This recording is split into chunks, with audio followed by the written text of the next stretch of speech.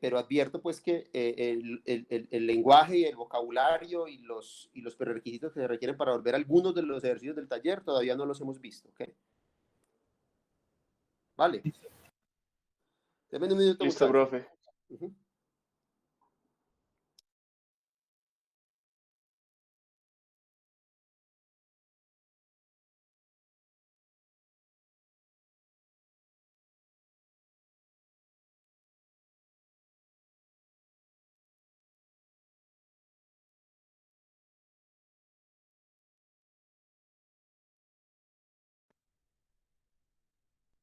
Hola, ¿cómo están? Se me desconectó todo.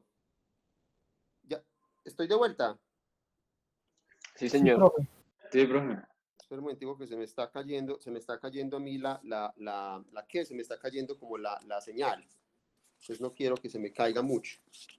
Yo verifico acá la señal, ¿ok?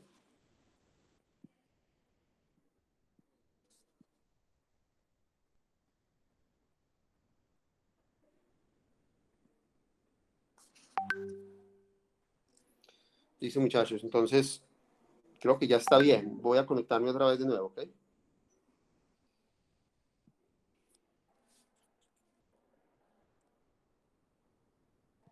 No me quiere conectar, no sé qué está pasando. ¿Ahora estoy conectado? Sí, profe. Sí, profe. Listo. Muy bien, muchachos, ahora sí. Bueno, muchachos, listo. Entonces, no sé si escucharon lo que les dije. Les estaba hablando del taller que todavía no tienen ustedes el background y los prerequisitos para resolverlo, ¿ok? Pues para resolverlo todo, en su totalidad. Hay ejercicios que ya pueden empezar a resolver, si quieren, ¿ok? Si tienen el tiempo. Entonces, sí, ya les pueden dar entonces una ojeada.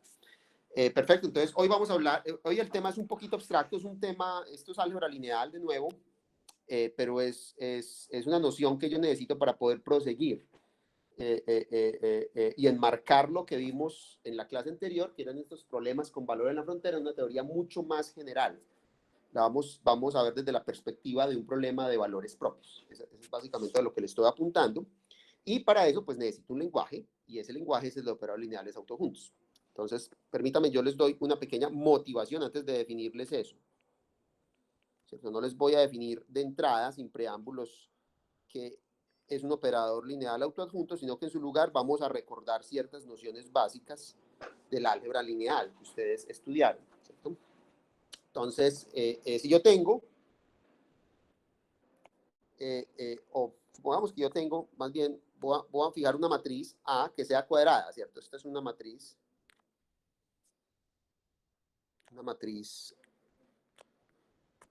n por n, ¿cierto? Y yo fijo un vector que vive en Rn, que es el tipo de vectores donde la matriz puede actuar, ¿cierto? Entonces, si es verdad que la acción de esa matriz sobre ese vector es simplemente reescalarlo, ¿cierto? Para algún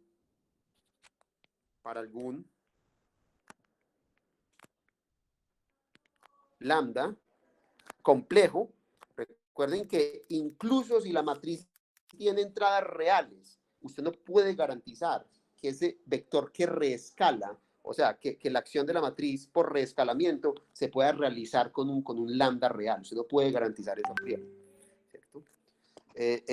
Si estamos en esta situación, nosotros le damos un nombre a este tipo de vectores. ¿Cómo lo llamamos? Lo llamamos, pues, no sé cómo lo llaman ustedes en la álgebra lineal, vectores propios o autovectores. Yo voy a usar la palabra autovector porque es más corta, ¿cierto? Entonces, en esta situación, decimos que B es un autovector, ¿cierto? Autovector, ¿cierto? Con autovalor,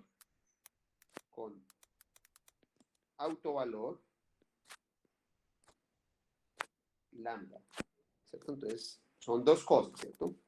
Uno es el vector que satisface la propiedad y otro es el escalar que hace que la propiedad se satisfaga, ¿ok?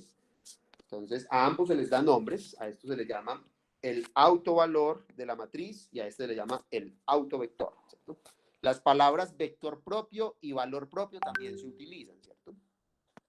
Muy bien, perfecto. Entonces, hay una cosa que quiero hacer y para motivarlo voy a concentrarme en el caso de matrices de tamaño 2 por 2. Entonces necesito que ustedes sepan algo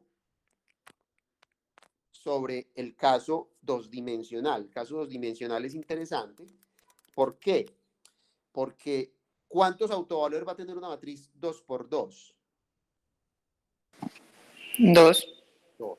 Muy bien, porque el polinomio característico va a ser de grado 2. ¿Listo? Entonces, les voy a decir eso, los autovalores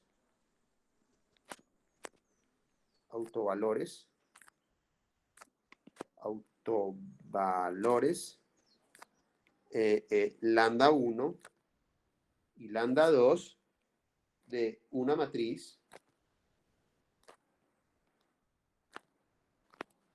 2 por 2, llamémosla A, ¿cierto? Son las raíces, recuerden ustedes, son las raíces de un polinomio, ¿cierto? En este caso sería un polinomio de grado 2, por eso es que hay 2 de un polinomio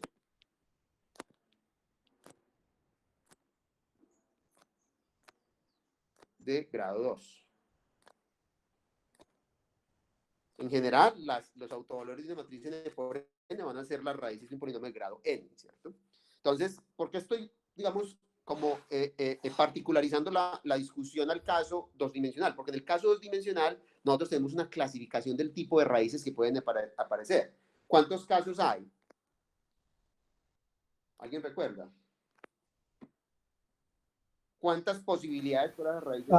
Conjugada, pero compleja. Ajá. Una real y otra real. Pero es que las complejas siempre en pares. Entonces, pues Sí, ya sí. dependía. Ajá. Entonces, hay 3 casos. ¿Cierto? ¿Cuáles son los 3 casos? Los 3 casos son el caso en el que son raíces reales distintas. Ese es el primer caso. Raíces reales. Raíces reales distintas. ¿Cierto? Eso significa que usted obtiene 2 raíces y las puede ordenar en la recta, ¿cierto? Una es mayor que la otra, digamos. Sin pérdida de generalidad, digamos que la que es más grande es la 2. Y son finitas, son números reales, ¿cierto? La segunda posibilidad es la posibilidad en la que el discriminante te da negativo en la fórmula general y obtiene entonces raíces complejas. Y esas raíces vienen también por pares, raíces complejas.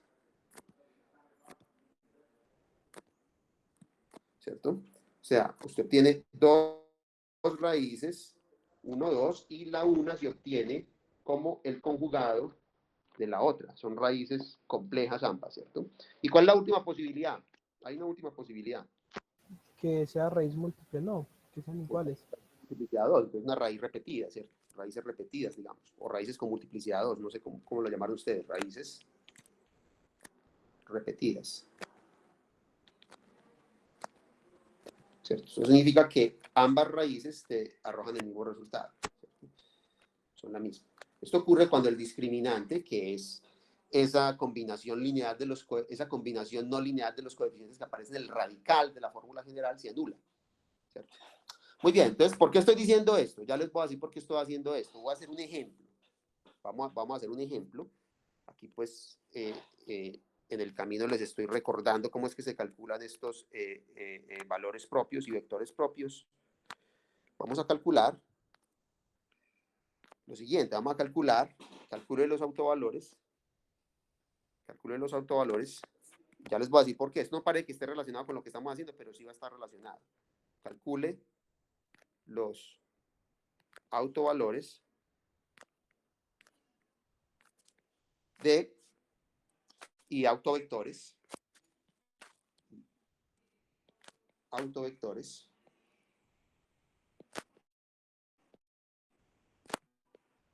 de la siguiente matriz. Entonces voy a poner una matriz 2 por 2 porque es más simple, porque es más fácil de ilustrar, ¿cierto? Y la matriz va a ser la siguiente, ¿cierto? Muy bien, entonces, ¿qué podemos hacer nosotros acá? ¿O cómo se calculan esas raíces? Si ustedes recuerdan, lo que uno hace es calcular el determinante de lo que uno llama esta matriz, ¿cierto? Esto lo llaman el polinomio característico, ¿cierto? Entonces, es simplemente coger la matriz A y restarle lambda en la diagonal, ¿cierto? Entonces aquí queda 2, aquí queda 1 menos lambda también, ¿cierto? Si ustedes calculan esto va a dar este determinante, esto hay de calcular, da el producto de las diagonales menos el producto de las antidiagonales, y si ustedes expanden este polinomio, eso les va a dar un polinomio que es, ¿qué polinomio va a dar? Esto va a dar lambda al cuadrado menos 2 lambda más 1 menos 4, ¿cierto? O sea que esto da el polinomio lambda al cuadrado menos 2 lambda menos 3, y este es fácil de factorizar. Este factoriza como tiene dos factores, uno es más 1, uno es menos 1, o sea, una de las raíces es menos 1 y la otra raíz es 3. Eso lo pueden encontrar ustedes por inspección o por los métodos que ustedes les hayan enseñado, no sé, o por la fórmula general si quieren, ¿cierto? Entonces, eso quiere decir que las raíces acá en este caso, las raíces,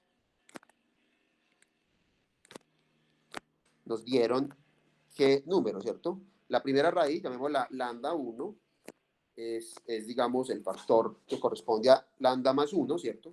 La segunda raíz, lambda 2, es la que corresponde al factor lambda menos 3, o sea, que sería 3, ¿cierto? ¿Y cómo hallamos nosotros los vectores propios? ¿Sí recuerdan ustedes? Uno tiene que mirar qué vector satisface la ecuación reemplazando el valor lambda igual a menos 1. Es decir, nosotros tenemos que ver qué vectores, o sea, uno se concentra, digamos, en el primer autovalor, si quiere hallar el primer autovector, y lo que tiene que ver es cuál es el núcleo o kernel, o no sé cómo lo llaman ustedes, de esta matriz, ¿cierto? Con lambda igual a, a menos 1, ¿cierto? Entonces tenemos que ver qué vectores son aniquilados por esta matriz, con lambda igual a menos 1. Entonces eso te da un sistema, vamos a ver qué sistema da eso, si uno reemplaza, eso va a dar un sistema que es, a ver, eso da la matriz, si usted reemplaza, eso da 2, ¿cierto? Esta matriz da con menos 1, da entonces 2, aquí da 2, aquí da 2, aquí da 2, pegándole, digamos, las entradas del vector x1 sean x1, x2, ¿cierto? Y eso tiene que ser igual al vector 0, que es el vector de entrada 0, 0, ¿cierto? Eso te da entonces un sistema, pero observen que el sistema que estamos obteniendo es un sistema en el que tenemos redundancia, ¿cierto? Porque la segunda ecuación no nos está dando información. Esta te da esta ecuación y esta te da exactamente la misma ecuación. Entonces, de acá solamente podemos concluir que x a la 2 se expresa en términos de x a las 1, de x a la 1, y por lo tanto sabemos cuáles son estos vectores, ¿cierto? Estos vectores de la forma x1, x2, nos están dando vectores de la forma x1, es una cosa que puede valer cualquier número real. Lo importante es que x2 tiene que ser el negativo de ese número real que usted escogió. O sea que estos vectores son de la forma x1 veces el vector básico menos 1, 1, ¿cierto? Y este podemos tomarlo como la base del espacio nulo. Entonces, podemos perfectamente decir que el vector que genera el espacio nulo es el vector menos 1, 1. ¿Ok? ¿Sí está claro esto? Esto, pues, no, esto es un repaso, o sea, no estoy haciendo nada raro. Pero lo estoy haciendo es porque ya vamos a ver una propiedad que tal vez no enfatizaron cuando hicieron ustedes esto en álgebra lineal, ¿cierto? Entonces, hagamos lo mismo con el otro autovalor, con lambda igual a 3, ¿cierto? Con lambda igual a 3, con lambda 2 igual a 3, ¿qué ocurre? Que hay que calcular el núcleo de una matriz distinta, sería la matriz A menos 3 veces la identidad, pegándole a un segundo vector, llamamos a ese segundo vector, de acuerdo a este índice, B sub 2, ¿cierto? Y queremos hallar cuáles son esos vectores B sub 2 que son aniquilados o anulados por esta matriz, es decir, cuál es el núcleo o kernel o espacio nulo de esta matriz. No sé qué nombre le dieron ustedes en álgebra lineal, ¿ok? Entonces yo reemplazo 3 en mi matriz, listo, entonces reemplazo 3, aquí me queda menos 2 y aquí me queda menos 2. Entonces, la matriz que obtengo es en contraste menos 2, 2, 2, menos 2, ¿cierto? pegándole un vector que tiene entradas genéricas x1, x2, y siendo igual al vector de entradas 0, 0. Y una vez más vemos que estas dos cosas, pues que esto arroja solamente una sola ecuación, la otra ecuación es redundante, se obtiene a partir de la anterior, simplemente multiplicando por menos 1. O sea, esto da menos 2x1 más 2x2 igual a 0. Lo cual está diciendo usted que yo puedo tomar a x2 como siendo igual a x1. Por lo tanto, los vectores x1, x2, que me van a generar el kernel, espacio nulo o núcleo de esta matriz, son simplemente los vectores que tienen la forma x1, x1, es decir, los múltiplos de 1, 1. Y por lo tanto podemos perfectamente tomar nuestro vector generando el espacio nulo de esa matriz, o el núcleo, o la nulidad, o como quieran llamarlo, como el vector 1, 1, ¿cierto? Entonces, hasta acá todo está muy bien, pero vamos a ver una propiedad muy importante entre estos dos vectores. Tienen, tienen un vínculo muy especial. ¿Cuál es el vínculo muy especial? Recuerden que yo en R2 tengo un producto interior, ¿cierto? Tengo un producto interior y yo puedo coger a B1 y multiplicarlo escalarmente por ese B2. A esto, pues, convencionalmente lo llamábamos, no lo notábamos así, sino que lo llamábamos B1 cruz B2, lo cual materialmente corresponde simplemente a tomar este B2 traspuesto y multiplicarlo por B1, si no lo ve matricialmente, ¿cierto? O sea que esto sería vector 1, visto como un vector fila, multiplicado por 1 menos 1, que es lo que valió B1, ¿no? Y este producto, ¿cuánto da? Esto va a dar 1 menos 1, es decir, da 0. O sea, ¿qué propiedad vemos entonces? Vemos que B1 y B2 son ortogonales. ¿Ok? Muy bien. No son todavía ortonormales, porque la norma de estos vectores no es 1, ¿cierto? Si usted calcula la norma de cualquiera de los dos vectores, o sea, ¿cuánto te da la norma a ti de 1? ¿Cuánto da la norma? ¿Cómo? Raíz de 2. La raíz de 2, exactamente. ¿Y cuánto da la norma de B2? También raíz de 2. También da raíz de 2, exactamente. Pero sí es verdad que a partir de este B1 y este B2, yo construyo dos vectorcitos que sí son ortogonales. ¿Cuáles serían esos vectorcitos? Uno O sea, sobre yo puedo raíz de definir 2. un nuevo vectorcito que simplemente sería tomar el B1 que tenía y dividir por su norma, ¿cierto? Y lo mismo con B2. Cojo el vector B2, lo llamo el vector prima, que es simplemente el vector B2, pero lo reescalo dividiendo por su norma. Y estos dos vectores sí son ortogonales, ¿cierto? Pero más aún, observe que estos vectores son linealmente independientes, son ortogonales y son linealmente independientes. Esto te da una base ortonormal. Recuerden que todas estas clases lo que hemos tratado de ver es cómo definir bases ortonormales en espacios de funciones, ¿cierto? De R2. Entonces, muy bien. Considerarlo el problema de autovalores y autovectores de esta matriz me llevó a poder definir una base ortonormal del espacio donde opera la matriz. Resulta que esto no es un accidente.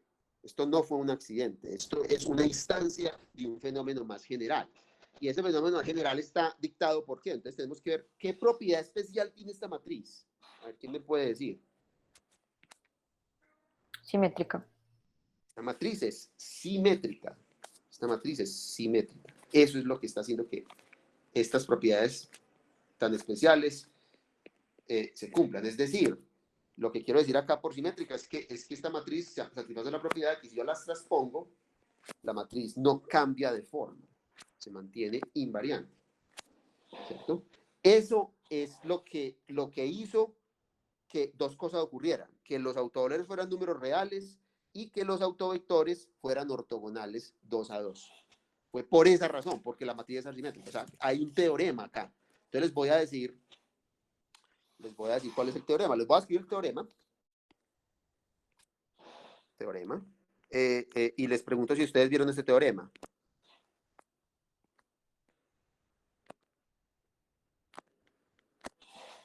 ¿Lo vieron en álgebra lineal? ¿Se los escribieron? O sea, si una matriz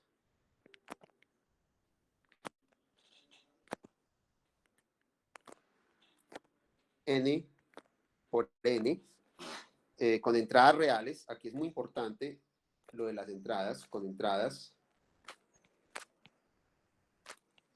reales, ¿cierto? A es simétrica, es decir, si satisface esa ecuación que yo les acabo de dar, ¿cierto? La ecuación que satisface las matrices simétricas, es decir, la traspuesta de la matriz no le hace nada a la matriz, entonces ocurren dos cosas, ocurren exactamente las dos cosas que vimos en el ejemplo, ¿cierto? La primera de ellas es que todos sus autovalores son reales. Todos sus autovalores son reales, ¿ok? Y la segunda propiedad es que existe una base ortonormal de autovectores. Yo siempre puedo encontrar una base ortonormal, ¿cierto? ¿Cómo? Usted encuentra los vectores propios y esos pueden que no sean, van a ser siempre ortogonales, pero lo que no es claro es que sean ortonormales. Entonces simplemente normalizo. Ese es el punto. Entonces, existe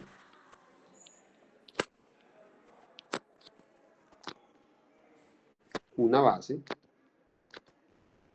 ortonormal de autovectores.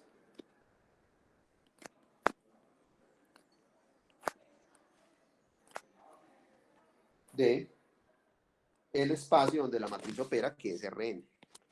Entonces, lo que quiero que entiendan, muchachos, es que el problema de autovalores asociado a una matriz simétrica es una máquina que produce bases ortonormales del espacio donde opera esa matriz.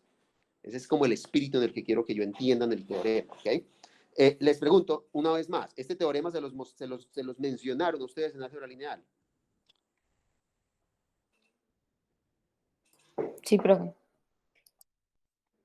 Eso muy bien, tiene un nombre, se llama el teorema espectral. Muy bien, entonces ahora lo que voy a hacer es tratar de generalizar esto al caso complejo. Voy a considerar un problema un poco más complicado, o sea, voy de nuevo a considerar otro ejemplo, ¿cierto? Vamos a calcular los autovalores, pero hay una matriz distinta. Entonces voy a mostrarles cuál es la matriz que voy a considerar. Calcule los autovalores y autovectores de la siguiente matriz. Entonces voy a considerar una matriz distinta y la matriz va a ser esta. Va a ser la matriz que tiene entradas 0, menos i y 0. Entonces ya tiene entradas complejas. Tienen que cambiar un poquito el problema. Ya no es una matriz con entradas reales. Este teorema aplicaba para matrices con entradas reales. ¿Ok? Muy bien, perfecto. Entonces vamos a calcular esto. Hagámoslo rápido, pues esto es el hecho de que tengamos entradas complejas no cambia el procedimiento en absoluto. Seguimos exactamente la misma álgebra, las mismas operaciones algebraicas. Hay que colocar el determinante de esta cosa, entonces eso sería menos lambda por menos i. Y aquí me quedaría i, aquí me quedaría menos lambda, ¿cierto?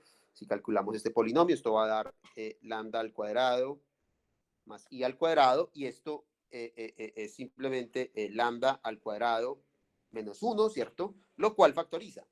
Factoriza como lambda menos 1 por lambda más 1.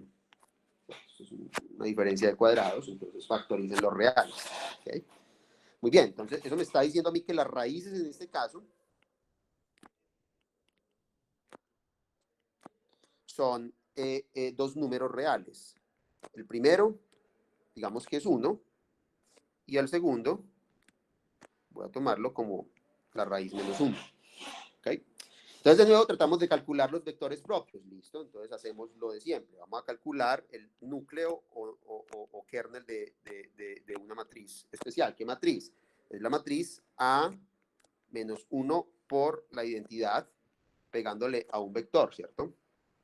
Y queremos saber cuándo esta matriz aniquila a estos vectores. Queremos ver qué forma tienen estos vectores. Listo, muy bien. Entonces escribimos, reemplazamos, como es 1, entonces me queda menos 1, menos y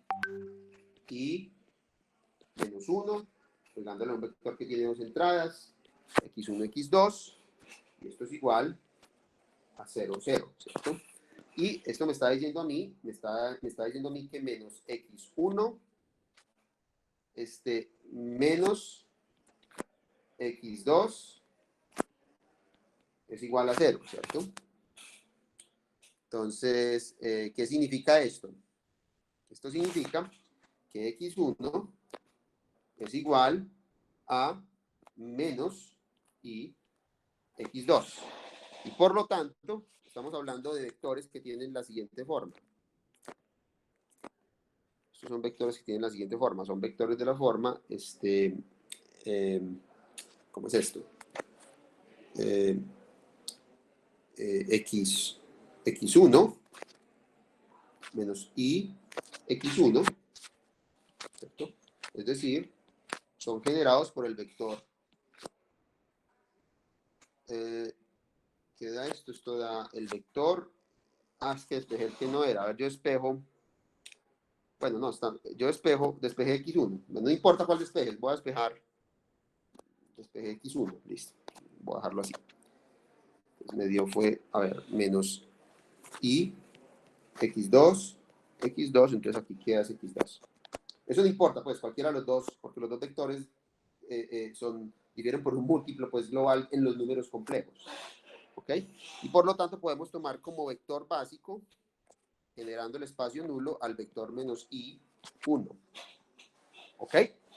Muy bien, miremos a ver qué pasa con el otro autovalor, ¿cierto? El autovalor menos 1, ¿cierto? Entonces estaríamos hablando del espacio nulo o kernel de la siguiente matriz, ¿cierto? Tratamos acá menos 1. Vamos a llamar a los correspondientes vectores 2, ¿cierto? Eso me da entonces, ¿qué matriz? Me da la matriz 1 menos i, 1, pegándole a x1, x2 igual a 0, 0, ¿cierto? De nuevo la ecuación sería entonces x1 menos y veces x2 igual a 0, y pues voy a despejar también x1, como dice arriba, eso me da entonces simplemente x y x2, por lo tanto los vectores de los que estamos hablando, que generan este espacio de nulidad, son los vectores de la forma y x2, x2, y esto me da entonces x2 y veces 1, ¿cierto? Y por lo tanto el vector b2 que genera ese espacio nulo o kernel se puede tomar como el vector i1. Aquí estamos muy bien. Parece similar al caso anterior, ¿cierto? Tuvimos dos números, dos raíces o dos autovalores que son números reales, ¿cierto? Pero los autovectores, ¿qué relación tienen? Entonces, acá les pregunto, ¿qué relación hay entre los dos autovectores? Son LD. Jugado.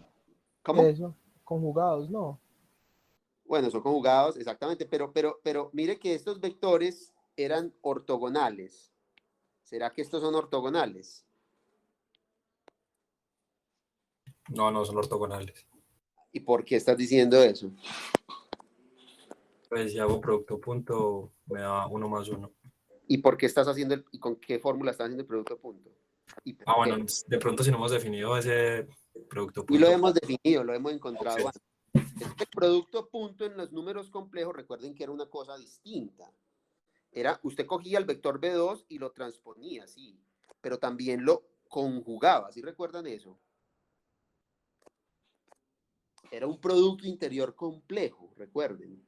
Entonces eso significa que yo al vector B2 le tengo que coger el i, ¿cierto? Y ponerle el 1, pero tengo que conjugar sus entradas. Y acá me queda menos i1. Entonces, así sí me queda. ¿Qué hace la conjugación? La conjugación vuelve el i menos i. Al 1 no le hace nada porque la conjugación no actúa sobre los números reales. Solo actúa sobre los números que son realmente complejos. Menos i, aquí queda menos i. Aquí queda 1. ¿Y esto es igual a quién? Esto es igual a menos i. Dámoslo acá. Dámoslo acá. Esto me da menos i por menos i más 1. Es decir, esto da i al cuadrado más 1, que es igual a menos 1 más 1, que es igual a 0. Entonces, la razón por la que usted no lo veía en ortogonal es porque se le olvidó que en la fórmula, cuando estás lidiando con vectores en C2, no estamos lidiando con vectores, no son vectores en R2, ya no son vectores en R2. En C2 hay un producto interior distinto. ¿Ok? Entonces, sigue siendo cierto que con respecto a ese producto interior que habíamos introducido antes, estos dos vectores son ortogonales, ¿cierto? Estos dos vectores son ortogonales.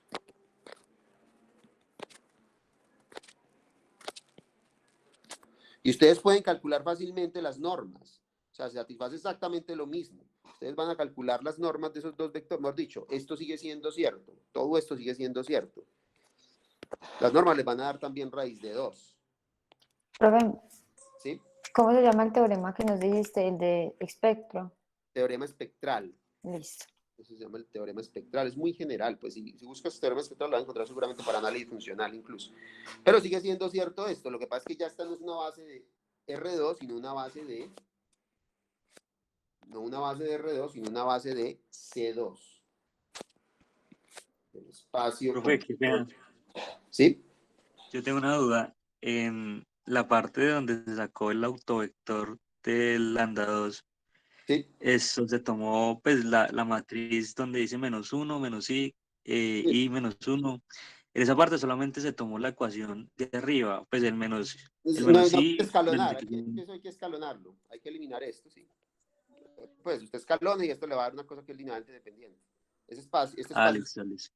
no lo hice, pues, me dio pereza. ¿Sí? Pero ustedes saben que Listo, para listo. calcularlo tienen que mirar la forma escalonada de la matriz. ¿Okay? Listo, profe. Listo, entonces, esto es un teorema que básicamente generaliza el anterior. Sigue siendo cierto que esto es un teorema similar a este, pero hay que ver qué propiedad tiene la matriz. Entonces, ¿qué propiedad tiene esta matriz? Esa es la pregunta que les hago. ¿Esa matriz qué es? ¿Por qué funcionó esto? Esto es una consecuencia de una cosa más fundamental. ¿Qué fue esa cosa fundamental?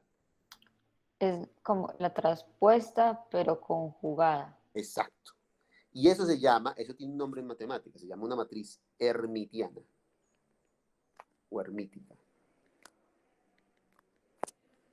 Esta es una matriz hermitiana, es decir, satisface, no es verdad que la traspuesta me dé la matriz original, pero si yo conjugo esa traspuesta, sí me da la matriz original. ¿Okay?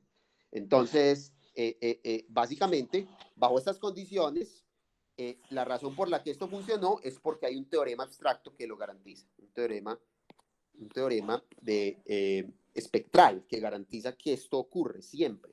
Y ocurre para matrices, o sea, lo único que tengo que cambiar acá es lo siguiente, tengo que cambiar acá la palabra compleja, ¿cierto? Ya es una matriz compleja. Entonces esto debe ser compleja, con entradas complejas. A, ¿cierto? Y debo cambiar la palabra simétrica por hermítica, lo cual significa, es decir, que si yo la transpongo y conjugo, me quedo con la matriz original. Entonces sigue siendo cierto que todos sus autovalores son reales y cuando yo encuentro los autovectores, termino encontrando, después de normalización, una base del espacio, una base ortonormal del espacio donde esta matriz opera. Que es Profe, una preguntita. Sí, claro. Esa matriz no vendría siendo como una antisimétrica. No, no es antisimétrica. Eso no es lo mismo. La antisimétrica es una que da un signo. Esto no es...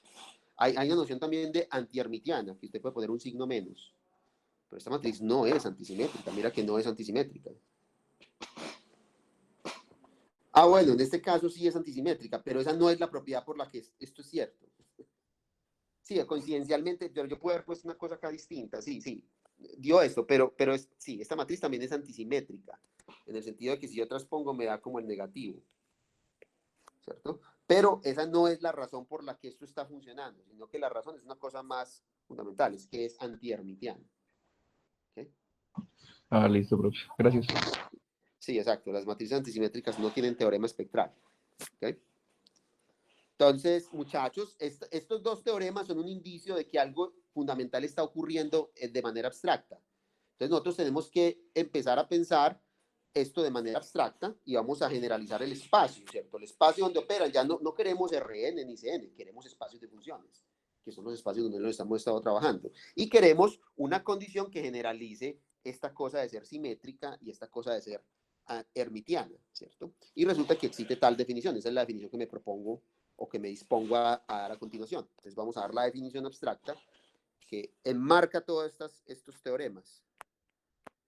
Esta es la definición en la que todos estos teoremas viven, ¿cierto? Entonces vamos a considerar un espacio arbitrario. Puede ser un espacio de funciones como los espacios de funciones que hemos venido trabajando, ¿cierto? Entonces necesitamos un espacio vectorial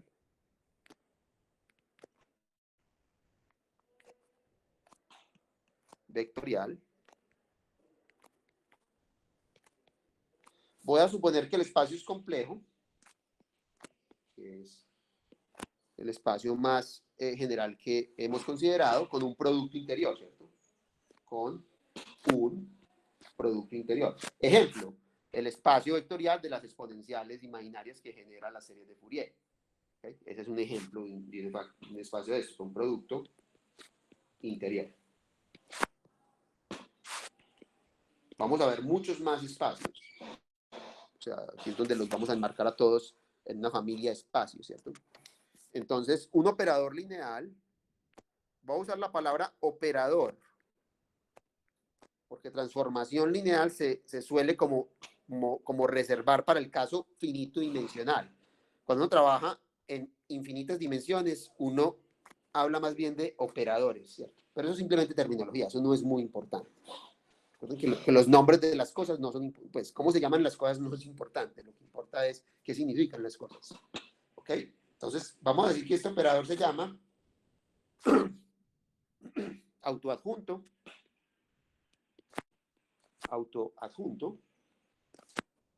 es autoadjunto,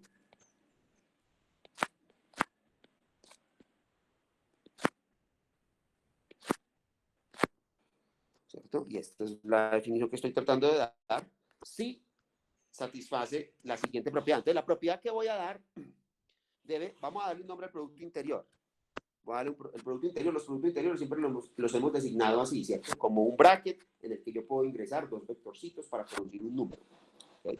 Entonces, la propiedad la voy a dar en términos de la única estructura que tengo a disposición, que es el producto interior, ¿cierto? Entonces, voy a darle en términos del producto interior y la definición es la siguiente. Entonces, si yo cojo dos vectorcitos, ¿cierto? Entonces, en uno puedo operar con el operador, eso me da un vectorcito acá, y ese vectorcito lo puedo multiplicar interiormente por W. Y eso debe ser igual a lo siguiente. En su lugar, cojo a B y lo multiplico por el efecto del operador lineal en el otro vector. Esto es la definición de autoadjunto y esto se debe cumplir para todos los pares, para todo B y W en el espacio vectorial. ¿Por qué estoy dando esta definición tan abstracta? Porque es que yo en el caso de funciones, en el caso de espacios de funciones, no tiene sentido hablar de transponer un operador. Esos operadores de transposición, conjugarlo, esas cosas, solo tenían sentido cuando la matriz era finita, cuando usted tenía el arreglo cuadrado y usted sabe cómo transponer ese arreglo cuadrado. Pero en general nuestros operadores lineales, como vamos a ver, no son cosas de ese tipo. Estos van a ser operadores diferenciales, de hecho. Y no tiene sentido hablar de la traspuesta de un operador diferencial. Entonces, por eso doy esta definición más abstracta y voy a hacer una observación. La observación es que esta definición implica esto como caso particular. Esto es un reflejo, una sombra, una instancia de esta propiedad que es mucho más general. Entonces, veamos por qué. Eso es lo que, de eso los quiero convencer. Nota. O notas, de hecho, porque son dos cosas de las que las tengo que convencer, ¿cierto? Lo primero es que si tomamos a B como Rn, si tomamos a B como Rn, ¿cierto? Entonces una matriz es autoadjunta. En este sentido, sí, solo sí es simétrica. Entonces, una matriz, que son las transformaciones lineales ahí, A es autoadjunta,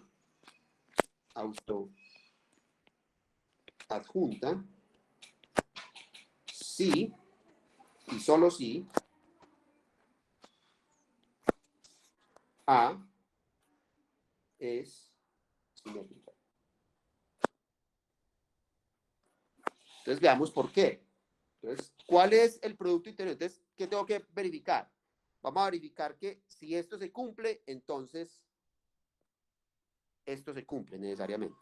Eso es lo que hay que probar. Esto se cumple, sí, solo sí, esto se cumple. Veamos que efectivamente ese es el caso. Entonces, calculemos que es A por un vector, B y por un vector W.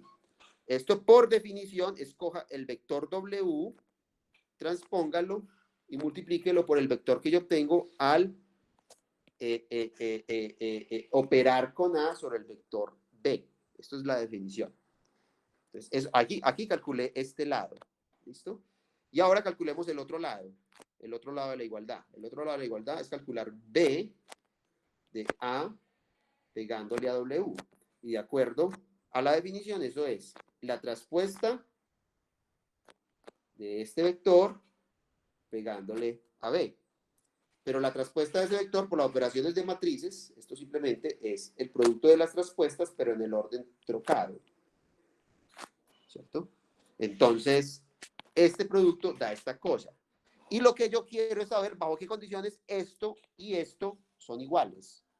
Y entonces ahí vemos que estas dos cosas van a ser iguales, sí, solo sí, estas dos cosas son iguales. Es decir, es cierto que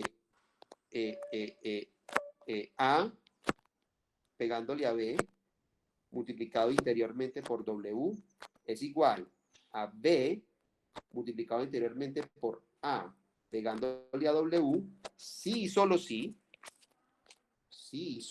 este es el símbolo para sí y solo sí, la matriz A es igual a su traspuesta, es decir, la matriz es simétrica. Entonces, es sencillo, ¿no? Veamos ahora qué pasa si yo pongo, exactamente lo mismo, o sea, voy básicamente a copiar esto mutatis mutandis, como que es lo segundo que voy a hacer. Voy a ver lo mismo, pero en el caso complejo, ¿cierto? Es decir, ¿qué ocurre? ¿Sí? Pero entonces L Sí. no es Ya una vamos a ver ejemplos de transformación, él. no es una matriz, eso es... No. Ya vamos a ver ejemplos de él. Él es una transformación lineal. ¿Usted sabe que es una transformación lineal de espacios vectoriales? ¿O le recuerdo? Sí, pero normalmente se ha juntado con una matriz. No, eso solamente en casos en que el espacio es finito dimensional. Pero el Pero concepto digamos, sí, una transformación lineal es una función. Aquí, ¿cuál es la función que estamos considerando? una En transformación lineal, el punto 1. sí, es una función.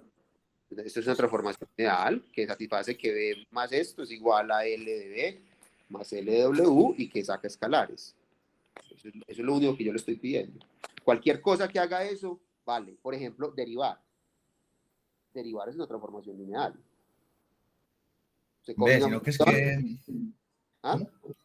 Derivar es una transformación lineal. Derivar, si usted toma la derivada de una suma, eso te da la suma de las derivadas. Y si tomas la derivada de un escalar multiplicado por alguien, eso saca el escalar. las constantes son invisibles al efecto de la derivada. Entonces, eso es un ejemplo de un operador lineal. Ya vamos a ver. Bueno, listo. Operador, recuerde, o sea, esto es una transformación lineal en un espacio vectorial, que puede ser cualquier cosa que satisfaga los dos axiomas. Eso es lo que estoy diciendo. Entonces, acá pues hay que cambiar la palabra. Ya vamos a ver ejemplos. Simplemente déjenme terminar esta cosa para que, esto es para que lo conecte hermítica, ¿cierto? Es hermítica.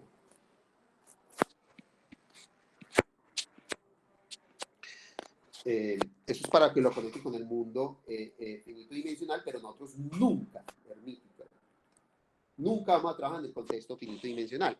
Y la prueba es esencialmente la misma. Miren, yo simplemente calculo estas dos cosas. ¿Cierto? Calculo estas dos cosas. Y el producto interior en Cn es el mismo, excepto que hay que tener cuidado porque aquí hay que conjugar esta cosa, ¿cierto? Entonces aquí hay que conjugar esta cosa.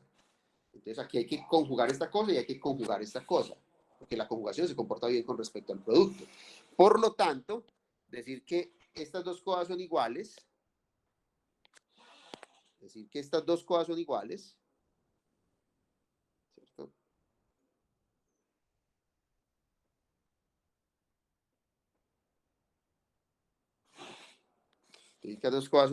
que esto y esto son iguales, es decir, que estas dos cosas son iguales, y estas dos cosas son iguales y estas dos cosas son iguales. ¿Cierto? ¿Sí está claro? Entonces miren que esta definición es más general, porque no le estoy pidiendo nada a esta transformación que corresponda a una operación que es propia de las cosas finito-dimensionales, como transponer y conjugar. Eso no tiene sentido en general. Yo no puedo hablar de la traspuesta de la derivada con respecto a X, por ejemplo. Eso no tiene ningún sentido. ¿Ok? Entonces vamos ahora a ver ejemplos, pero antes de ver ejemplos voy a mencionar el teorema. El teorema es que todo operador autoadjunto satisface estas dos propiedades. Ese es el teorema, ¿cierto? Entonces voy a escribirlo, ¿cierto? Teorema. Y ya vemos ejemplos, como para que aterricemos un poquito, que los veo como preocupados con cuáles son los L's. Listo, ya les voy a decir cuáles son los L's. Teorema. Que me van a interesar, ¿cierto? L es cualquier cosa que respete la suma y respete la multiplicación por escalar. Eso es lo que significa ser un operador lineal, ¿cierto? Pero además de los L's, ¿cuáles son los B's? Porque miren que para poder hablar de L, tengo que hablar primero de B y tiene que tener un producto interior. Entonces ya les voy a decir, ¿listo? Entonces, la cosa es que si L es un operador lineal autoadjunto, miren que esto no hace referencia, entonces, no hace referencia a la finitud de la dimensión del espacio subyacente, ¿cierto? Entonces, es verdad que, pues, al igual que esto, todos los autovalores son reales. Copiar, ¿cierto? O sea, estas dos cosas se cumplen, excepto que cambiamos a Cn por B, ¿ok?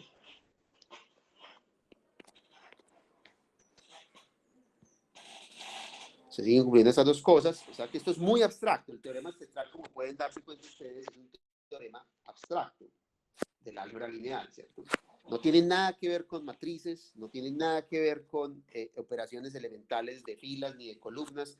Yo a ustedes les he dicho mucho que el curso de álgebra lineal con eso es simplemente un curso computacional. Las matrices son solo una ayuda computacional. Uno puede hacer álgebra lineal sin referirse nunca jamás en todo el curso a una matriz, porque no son necesarias. ¿Okay? Entonces, no voy a probar el teorema, aunque esto no es difícil de probar, les digo. O sea, algebraicamente, esto no es difícil de probar. Esto es fácil de probar, hay que probar que, pues es sencillo, se sigue simplemente de las propiedades básicas del producto interior. En su lugar, voy a intentar dar entonces, a concentrarme ahora en los B's y los L's que me van a interesar. ¿Ok? Entonces, para eso voy a introducir una notación. Necesito una notación. ¿Ok? Entonces, como pueden ver, los dos teoremas que yo formulé anteriormente son casos particulares de este teorema mucho más general. Este teorema los encapsula a ambos en uno solo. ¿Okay? No hay necesidad de separarlos. porque ser autoadjunto implica tanto ser simétrico si estamos trabajando en Rn como hermítico si estamos trabajando en Cn. Entonces, esta propiedad es mucho más general, es una propiedad más general que se desdobla en ser simétrico y hermítico en contextos más particulares, ¿cierto? Muy bien, ahora sí, ¿cuáles son los espacios con los que voy a trabajar? Entonces, un primer espacio va a ser el siguiente. Entonces, esto se denota así. No sé si esta notación ustedes la han visto tal vez, pero les voy a decir qué espacio vectorial es este. Este es el espacio vectorial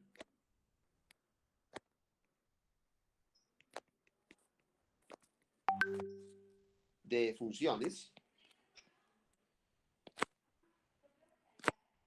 f que están definidas en el intervalo cerrado AB. Pueden tomar valores en R o pueden tomar valores también en C. Voy a hacerlo cualquiera de los dos y lo único que cambia es el producto interior, ¿cierto? Y esto es lo que se llama de clase C infinito. Por eso está poniendo esta decorrelación. ¿Qué significa de clase C infinito? Significa que son infinitamente veces diferenciables. Infinitamente diferenciables.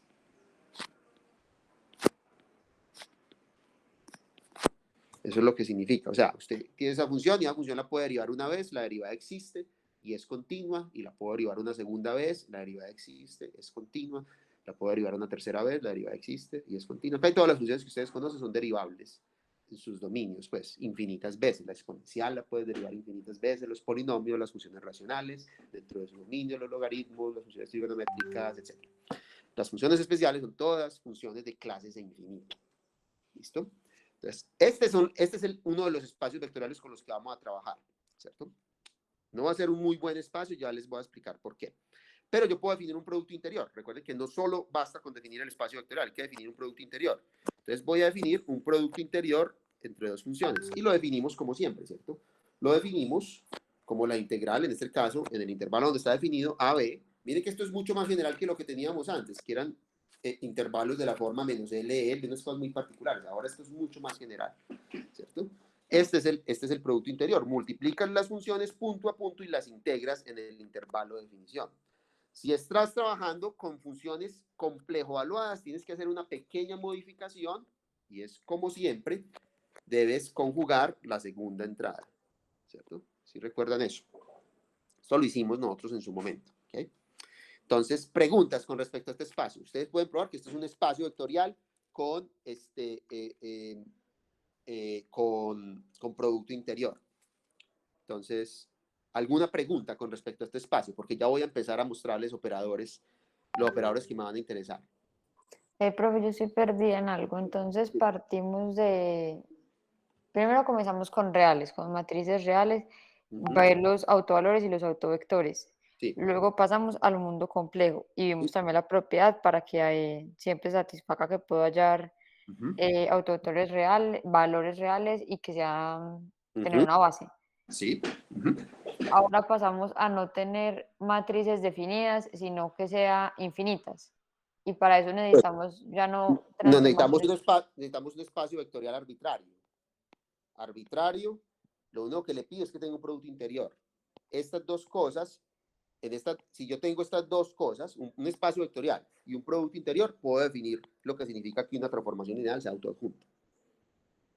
Y lo que le estoy diciendo es que estos teoremas eran casos particulares, estos dos teoremas eran casos particulares de un teorema más general que dice que cualquier operador lineal autoadjunto tiene esas dos propiedades. ¿Ok? Entonces lo que tenemos que estudiar son operadores lineales autoadjuntos en general, para poder encapsular nuestros espacios de funciones.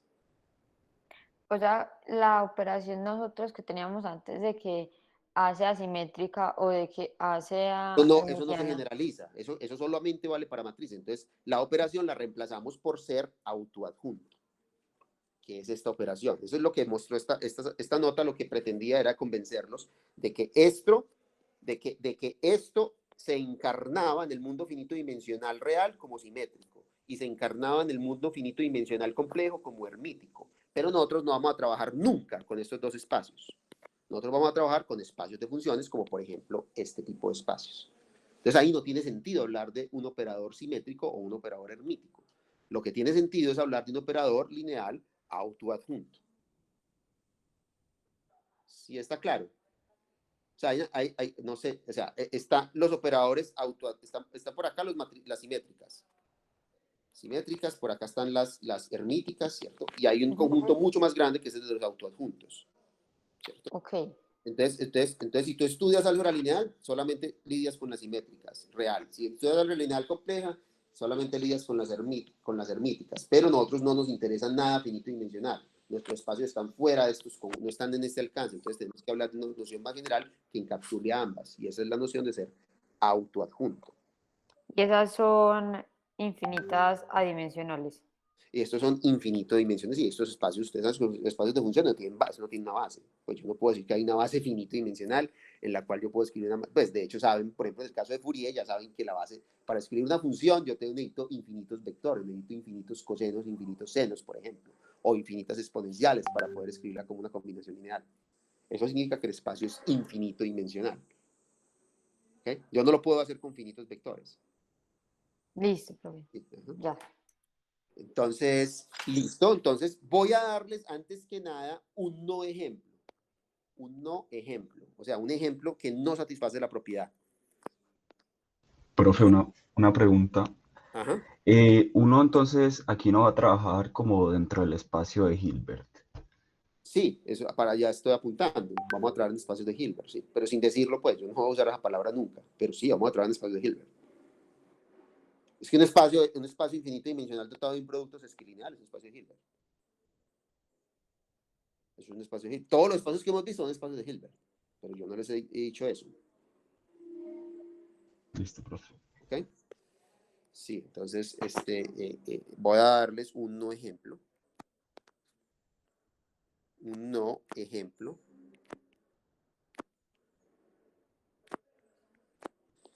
¿Qué significa un no ejemplo, cierto? Entonces,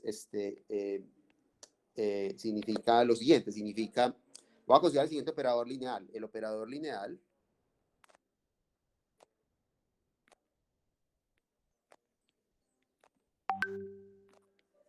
L igual a derivar dos veces con respecto a X, ¿cierto? Eso se puede, hay muchas maneras de designarlo, se designa así o así, pues como quieran, ¿cierto? Esto es un operador que coge una función suave en el intervalo, digamos, voy a ponerlo en el intervalo 0, 1. Voy a coger A y B igual a 0 y a 1. Y me devuelve una función lineal, una función infinitamente veces diferenciable, L2, ¿cierto? Esto es un ejemplo de un operador lineal. Y ustedes saben que esto es lineal porque derivar es una operación lineal. Y derivar dos veces también es un operador lineal. ¿Okay? De hecho, derivar n veces es una operación lineal. Porque derivar n veces la suma de dos funciones es derivar n veces la primera más derivar n veces la segunda. Y derivar n veces una constante veces una función es multiplicar por esa constante la derivada enésima de esa función. Entonces, esto es claramente un operador lineal y lleva función.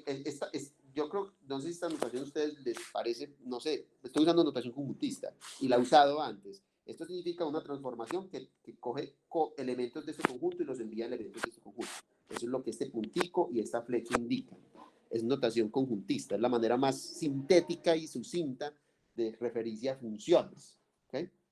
Para no tener que escribir cuál es el dominio y cuál es el codominio, ¿okay? Entonces, yo les afirmo que este operador no es autoadjunto, no es autoadjunto,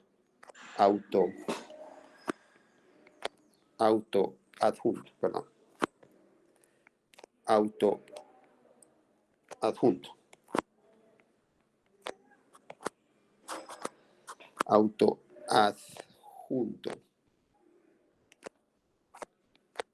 Esto no es autoadjunto. Entonces, ¿por qué no es autoadjunto? Entonces, es importante que entiendan que, por eso les digo que es un no ejemplo, autoadjunto.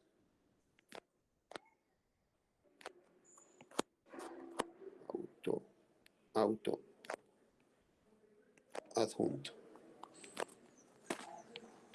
Entonces la razón es muy simple. Vamos a coger, o sea, ¿qué significa que no sea autoadjunto? Que no satisface esto, ¿cierto? Entonces, ¿cuál es la? Aquí hay un poquito de lógica. ¿Qué significa negar esta afirmación? La propiedad es que satisfaga esto para todos esos elementos. ¿Qué significa que no satisfaga la propiedad? Que al menos uno no la cumple.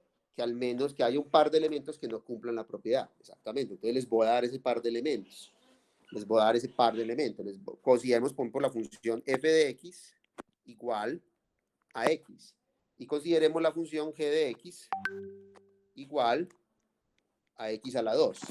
Vamos a calcular que da L de f.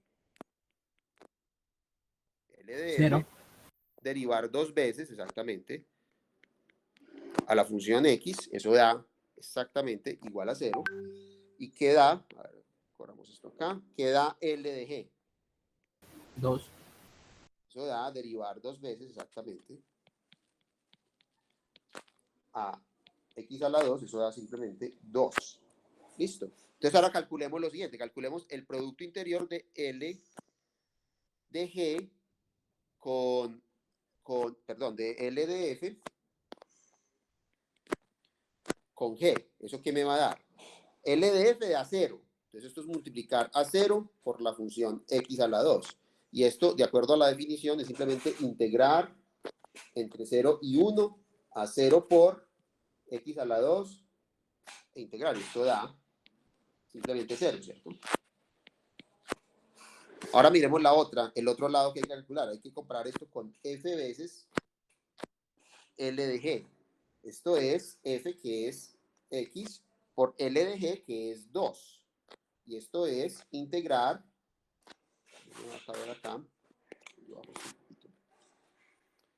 Esto es integrar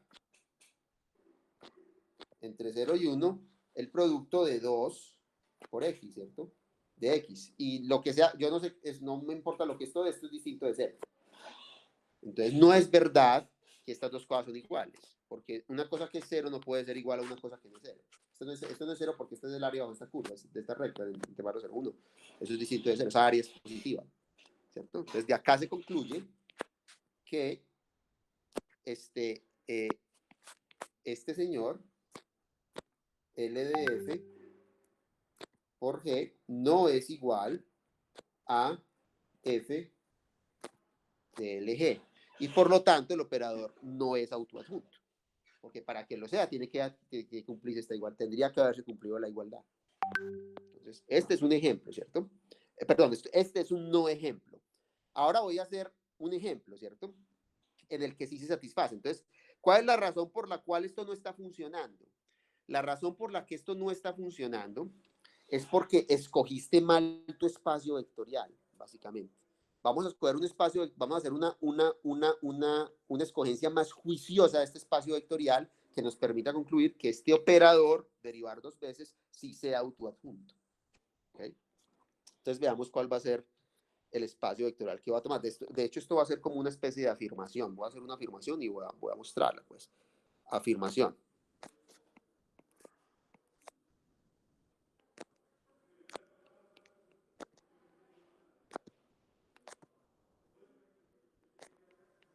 ¿Cierto? Entonces la afirmación es que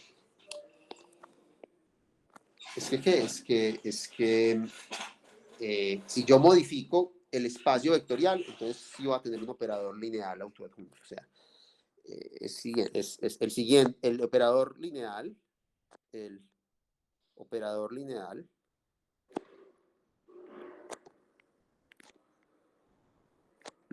L, derivar 2 veces, ¿cierto?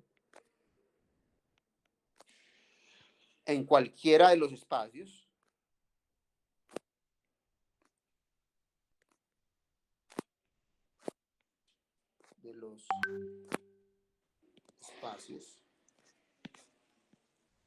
siguientes. Entonces va a haber 2 espacios donde esto se va a cumplir, ¿cierto? El primero es un espacio que se designa así. Son funciones suaves en el intervalo AB, exactamente como antes, pero uno las decora con un 0. ¿Qué significa que decora con un 0? Este es el conjunto de todas aquellas funciones que son suaves en el intervalo AB, pero tales que se anulan en los extremos. En ambos extremos se anulan. ¿Okay? Esto debe hacerle sonar una campanita a ustedes en la cabeza. ¿No les suena esto algo?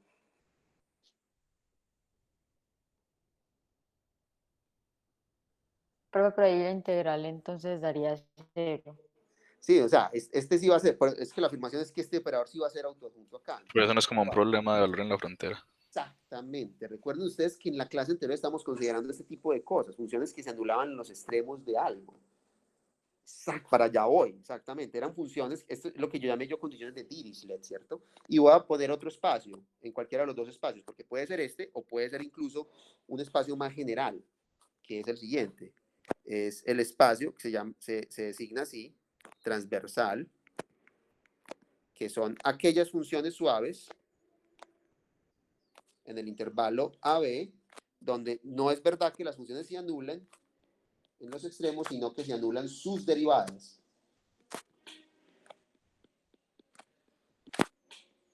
Esto es lo que yo llamé las condiciones tipo Neumann, si ustedes recuerdan. Y resulta que si este señor tiene sentido en este espacio general. El operador está definiendo este espacio general. Pero resulta que si yo lo restringo a estos espacios que son más chiquitos, de hecho estos son subespacios de este espacio vectorial, ambos son subespacios, entonces ahí sí va a ser autoadjunto. Es autoadjunto. Es autoadjunto. Aquí sí va a ser autoadjunto. Entonces no era autoadjunto en el espacio ambiente general, en el más grande, que es este. Aquí no es autoadjunto. Aquí mostré un contraejemplo. Mostré que no es verdad que este operador sea autoadjunto. Uno puede construir contraejemplos, ¿cierto? Pero acá, si lo restringes a estos dos, donde satisfacen condiciones de frontera, y esa es la palabra clave acá, entonces sí se vuelve autoadjunto. Entonces, miremos, el cálculo es muy sencillo, o sea, esto no es sino calcular. Entonces, calculemos ambos lados, vamos a hacer el cálculo a ambos lados. ¿Qué da? Simplemente calculemos qué da L de F de G. Para cualquier F y para cualquier G. Eso da, de acuerdo a la definición, la integral entre A y B de L en F. Pero L en F, ¿qué es? Es simplemente derivar 2 veces a F. Y multiplicarla por G. ¿Cierto? Y esto, ¿qué puedo hacer yo con esto? ¿Qué puedo hacer yo con esto? Yo lo que puedo hacer es quitar una derivada de acá y chutársela a esta. Pero ¿qué precio tengo que pagar? O sea, ¿cómo se llama esa regla que me permite a mí chutarle una derivada al otro? ¿Alguien recuerda cómo se llama esa regla en teoría de la integración?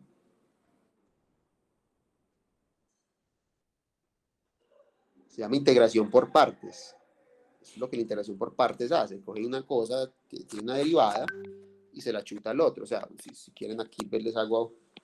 O sea, aquí yo haría U igual a G', ¿cierto? El de B sería la segunda derivada de esto con respecto con el de X, ¿cierto? Entonces mi de U sería G' de X, ¿cierto? Y ¿cuál sería el B? El B sería integrar esto, ¿cierto? Integrar esto, simplemente le quito una derivada al F. Entonces, si ustedes hacen esta cosa, esto les va a dar, aplicando la regla de integración por partes, esto no se les olvide, o sea, eso es lo que significaba la regla de integración por partes. No se aprendan eso como una cosa mnemotécnica, porque esas cosas de liate, eso no sirve para nada. Eso, lo que importa es que entiendan el concepto, que usted puede siempre pasarle una derivada a esto, pero él tiene que pagar un precio. Y el precio que tiene que pagar es que aparece un término que llama un término frontera. O sea, usted lo puede pasar, pero paga un precio. Primero que todo se gana un signo, ¿cierto? Que es este signo. Y aparece ese término frontera. ¿Ok? Entonces esto es f de x, f' de x, de x. Y esto a quién es igual. Pues acá no puedo hacer mucho, si yo no sumo nada, simplemente esto es igual a f en b por g en b menos f' en a por g en a menos esto. Eso es todo lo que puedo decir, que es igual a eso. De hecho, no me va a caber, así que lo voy a mover un poco.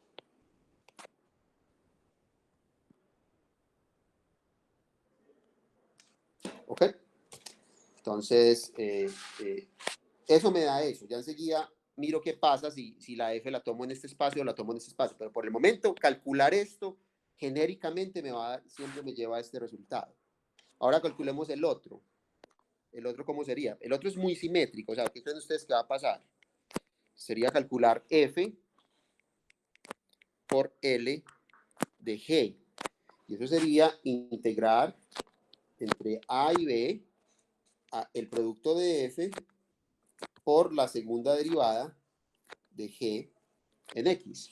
Y una vez más voy a hacer lo mismo. Voy a chutarle una derivada a este y pago un precio. Me gano un menos y aparece un término frontera. ¿Cierto? Esto se llama término frontera porque involucra la frontera del intervalo AB. Por eso llaman términos frontera. Entonces, ¿esto es igual a quién? Esto es igual a f de x por g' de x en el extremo AB menos la integral entre a y b de f' de x por g'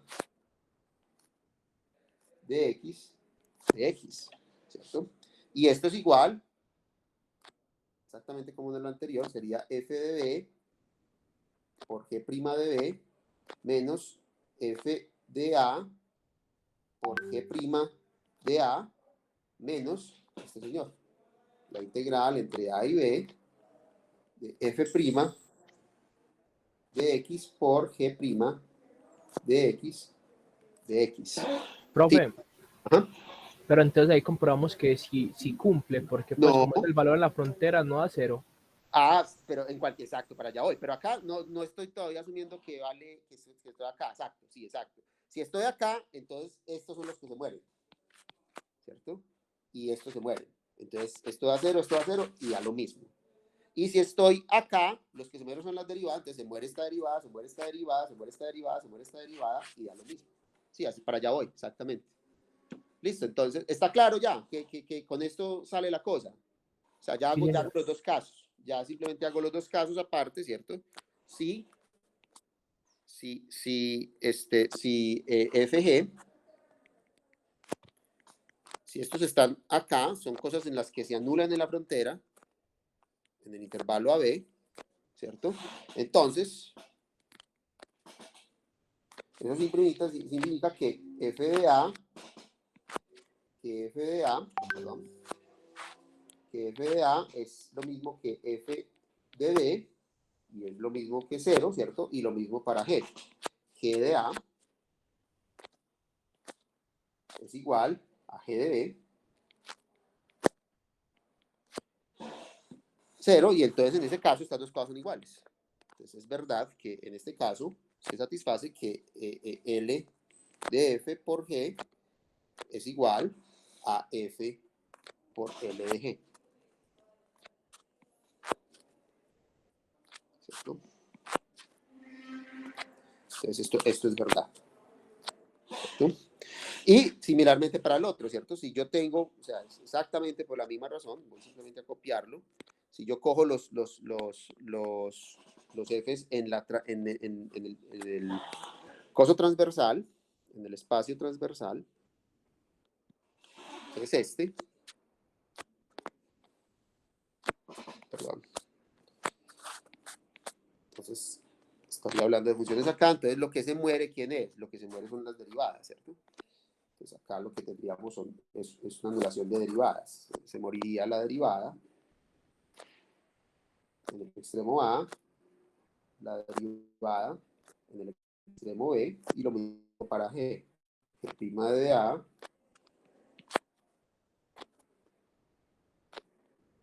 G' de B, ambos brillan, y por la misma razón estas dos cosas brillan igual. Entonces, efectivamente, Miren, este operador no era autoadjunto si yo trabajaba en espacio, pero si pongo condiciones de frontera, de alguna manera, las condiciones de frontera hacen que los términos frontera, que es lo que hace la diferencia entre esas dos cosas, precisamente están los términos frontera. Y ese es precisamente el contraejemplo, es que estas no son las condiciones de frontera. O sea, no satisface ninguna de las dos condiciones de frontera, estas dos funciones, por eso es que hay un contraejemplo. Entonces ya cuando fuerzo a que haya condiciones de frontera, elimino los términos frontera y lo que me queda son dos cosas que son idénticamente iguales. ¿Ok? Y hay una pequeña generalización de lo anterior. Hay una pequeña generalización que voy a apuntar acá. Una pequeña generalización es la siguiente generalización. ¿Cómo generalizo lo anterior? O sea, ¿cuáles fueron las condiciones de frontera más generales que trabajamos en la clase anterior? ¿Sí la recuerdan? Yo les mostré a ustedes problemas en los que se anulaban ambos extremos, los dos extremos estaban libres, la mixta, ¿y cuál otra les vimos? ¿Ah? En la que una de las dos condiciones incluye ambas, que la suma da cero. Entonces eso es lo más general posible. Voy a escribir lo más general posible. Entonces lo más general posible es lo siguiente. El operador lineal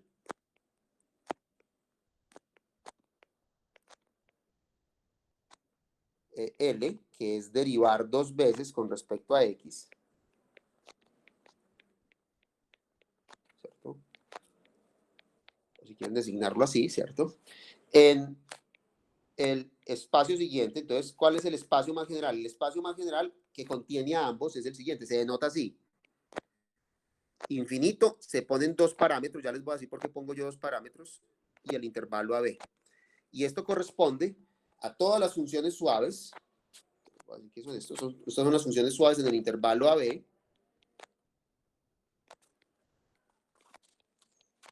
Que satisfacen las siguientes condiciones de frontera. Alfa 1 veces F de A más alfa 2 veces F' de A. Esto es igual a 0. Y beta 1 veces G, F de B más beta 2 veces F' de B es igual a 0. Este es el espacio más general, donde yo tengo que asumir unas cosas, unas condiciones en estas constantes. Estas constantes tienen que ser tales que, para que no sea trivial, necesito que alfa 1 más alfa 2 sean mayor que 0 y beta 1 al cuadrado más beta 2 al cuadrado también sea mayor que 0. ¿Qué significa esto? Que no puede ser que ambas sean simultáneamente 0. No puede ser que alfa sea igual a 0 y alfa 2 sea igual a 0. Eso lo garantizo si pongo esta condición. O sea, puede que se anule una, pero entonces la otra tiene que ser positiva. Pero no se pueden anular las dos. No puede pasar que las dos se anulen. O sea, esto tiene una condición no vacía. Y lo mismo acá. Eso lo garantizas tú con esta condición técnica. Y lo importante es que en este espacio el operador es autoadjunto. Es. Profe, alfa y beta son reales. Sí, sí. Ajá. Autoadjunto. Ajá. Adjunto. Entonces, en la clase anterior yo creo que tomé uno. Ambos en autoadjuntos, perdón. Adjunto.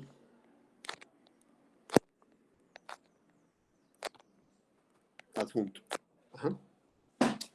Esa es la propiedad general. Si quieres, vemos rápidamente por qué esto es verdad, pero vamos a ver la terminología, ¿cierto? La terminología que se suele usar, que es la que ya voy a introducir de ahora en adelante y voy a utilizar, es que pasa, o sea, esto por supuesto, terminología. La terminología es que hablamos de condiciones de tipo Dirichlet,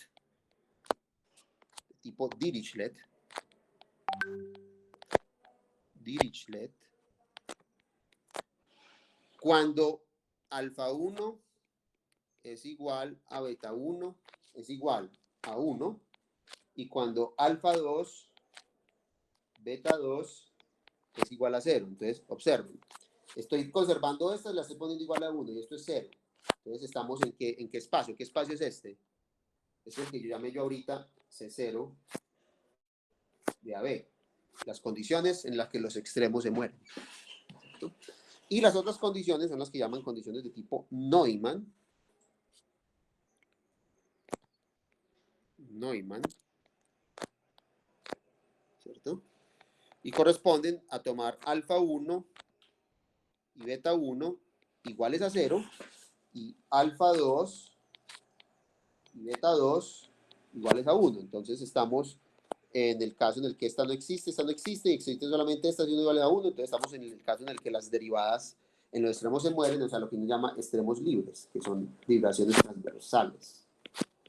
Por eso se pone este símbolo, pues, de ser transversal a o perpendicular a. ¿Okay? Muy bien, entonces la prueba de esto es idéntica a la anterior. Yo no voy a hacer la demostración, más bien no voy a hacer la demostración de este hecho. Esto es un cálculo muy similar al anterior, excepto que tienes que analizar varios casos.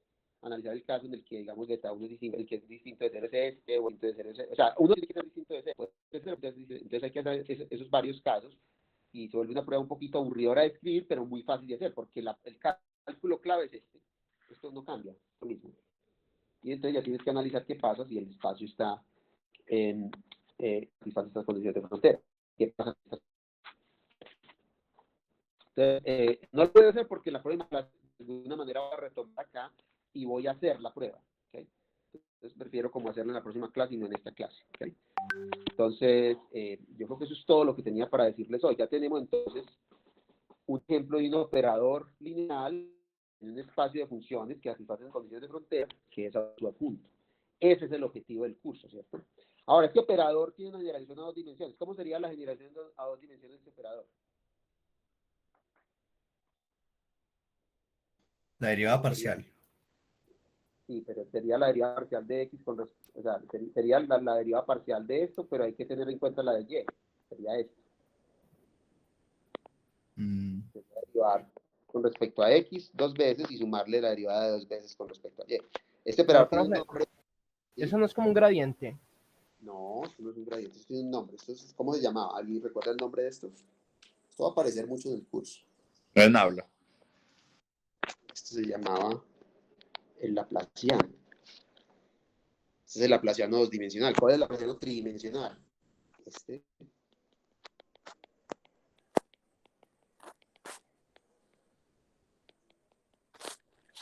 Y no hay razón para detenerse ahí. Si estamos trabajando en n dimensiones, entonces ¿cuál va a ser el laplaciano n-dimensional? Cojo las derivadas parciales con respecto a todas las coordenadas, la derivo 2 veces y sumo. Eso se llama el laplaciano en Rn. Y ese laplaciano en Rn, si lo definen en un espacio de funciones que satisfaga una condición de frontera apropiada, por ejemplo, aquellas que se anulan en la frontera, entonces es autoadjunto. Esto es un ejemplo de un laplaciano. Este es el laplaciano más simple, el laplaciano unidimensional. Lo que estoy probando acá es que el operador laplaciano unidimensional en estos espacios vectoriales que satisfacen esa condición de frontera es autoadjunto. Entonces, la propiedad de ser autoadjunto está de alguna manera íntimamente ligada a las condiciones de frontera. Si usted no pone condiciones de frontera, los operadores diferenciales nunca van a tener ningún chance de ser autoadjuntos, precisamente porque aparecen estos términos de frontera que tú tienes que eliminar, que si no pones ninguna condición, estas dos cosas son es distinto a esto, pues, no son la misma cosa. Esto y esto son cosas muy distintas y hacen que, porque esta parte es igual, pero esto es muy distinto. Entonces tú tienes que de alguna manera anular esto y por eso pones las condiciones que pones. ¿Ok? Entonces, esto es lo que va a jugar un papel y en la próxima clase va a empezar con la teoría de Stillovil. La teoría de Stillovil va a definir el operador lineal más general posible que yo puedo definir en este espacio para que sea autoadjunto y podamos aplicar nuestro teorema favorito, que es que sus autovalores son reales y existe una base ortonormal de autovectores. Una vez tengamos eso, entonces vamos a ver ejemplos particulares de espacios vectoriales en los que podemos construir explícitamente estas bases ortonormales. Entonces, todas las funciones que hemos visto hasta ahora, incluyendo las que ustedes están formulando en la tarea para el taller 1, son ejemplos de esto. Van a ser una base ortonormal para un espacio de funciones apropiado, donde espacio de funciones apropiado quiere decir definiendo las condiciones de frontera apropiadas. ¿Okay? Entonces van a aparecer las funciones de Legendre, van a aparecer las funciones de Hermite, van a aparecer las funciones de Bessel, y aparecen muchas otras, las de McDonald, las de Laguerre, las funciones hipergeométricas, o sea, hay un montón de funciones especiales que no vamos a cubrir en este curso. Me parece que con esas 3 que les doy es suficiente ilustración, que aparecen como autofunciones de un operador autoadjunto. Y el problema de autovalores se va a llamar problema de Steve-Levine. O sea, todos los problemas, todas las ecuaciones diferenciales interesantes son problemas de Steve-Levine. Si ustedes le escriben una ecuación diferencial y no se puede escribir como un problema de Steve-Levine, esa ecuación no es interesante. Así que por definición. ¿Ok? Profe, que es una ecuación diferencial interesante. Ya la estoy definiendo como aquella que se deja escribir como un problema de Steve-Levine. Pero digamos, por eso, ¿por qué la hace interesante? Porque entonces está solucionando un problema de autovalores. Entonces sus soluciones tienen un significado y es que definen, es una máquina para producir bases ortonormales del espacio de funciones donde viven las soluciones de la ecuación. Eso es lo que yo juzgo como una ecuación interesante. Ya, ok. ¿Okay? Sí, porque en última lo que yo estoy produciendo es una máquina. Esto es una máquina para producir bases ortonormales, que ha sido pues nuestro problema inicial desde que planteé la serie de Fourier, encontrar una base ortonormal en la cual expresar vectores de un espacio de funciones, de un espacio vectorial, en este caso un espacio de funciones. Entonces, estos problemas de Steve-Levine producen eso, es una maquinita que produce eso. ¿Okay? Entonces, más en la próxima clase ya vemos, pues, en toda su gloria los problemas de Steve-Levine y vamos a revisitar algunos de los problemas que ya solucionamos desde esta perspectiva. ¿Okay? ¿Vale? Profe, yo me quedé con una dudita de lo que hablamos ahorita de los primeros 2 teoremas. Sí. Ahí estábamos, en ese caso estábamos diciendo que estábamos tratando la matriz como un operador lineal. Sí. Pero, Sí, toda matriz lineal. pero digamos, no entendí muy bien por qué una matriz se puede considerar un operador lineal o una función lineal. No, pero eso sí es trivial, porque es que, a ver, porque es que si yo tengo una matriz, entonces yo puedo actuar en Rn. ¿Y cómo actúo? O sea, una transformación lineal es una cosa que actúa en el espacio vectorial, en este caso Rn. ¿Cómo actúo? Yo cojo un vectorcito de Rn, cojo un vectorcito y produzco otro vectorcito simplemente multiplicando por la matriz. Y esto es lineal. Si yo cojo 2 vectorcitos, entonces esto es lo mismo que hacer esto. Y si cojo y rescalo este vectorcito, eso es lo mismo que A por el vectorcito. Entonces es una transformación lineal. Pues es tautológicamente una transformación lineal. La operación de multiplicar matrices por vectores es una operación lineal, entonces es lineal. No, pero no es lineal. Sí, sino que estaba con la duda de una matriz, una función lineal, qué tan raro. Pues así sola, pues, Una como tan... transformación lineal. Sí, ya esa era como mi duda. Desde luego que sí es una transformación. No, esto no se los dijeron ustedes. Yo creo que es el primer ejemplo que debieron haber dado de transformación lineal. Pues que yo me quedé pensando, yo dije, bueno, pues uno puede escribir una transformación lineal como una matriz, en forma matricial. ¿Será que se refiere a eso? Lo que pasa es, no me refiero a eso. Lo que pasa es que en un espacio vectorial abstracto, es que esto es muy, este espacio es una realización muy concreta. Lo que ocurre en abstracto, tal vez esta puede ser la fuente de confusión, es que cuando no tiene, a ver, te escribo, voy a escribir acá, cuando no tiene una transformación lineal abstracta, llamémosla T, una transformación lineal abstracta en espacios vectoriales, supongamos que el espacio vectorial es de dimensión finita, ¿cierto? Tiene dimensión n. Entonces, en este caso, ¿qué significa que tenga dimensión n? Que yo puedo encontrar una base, ¿cierto? Esto es el generado, un conjunto finito de vectores, ¿cierto? Entonces, en este caso, para ser técnicos, lo que ocurre es que la transformación, voy a ser muy técnico, yo no sé si ustedes les mostraron esta perspectiva, pero esta es la perspectiva correcta. Tomar una base realiza un isomorfismo natural a Rn, realiza el espacio como si fuera Rn.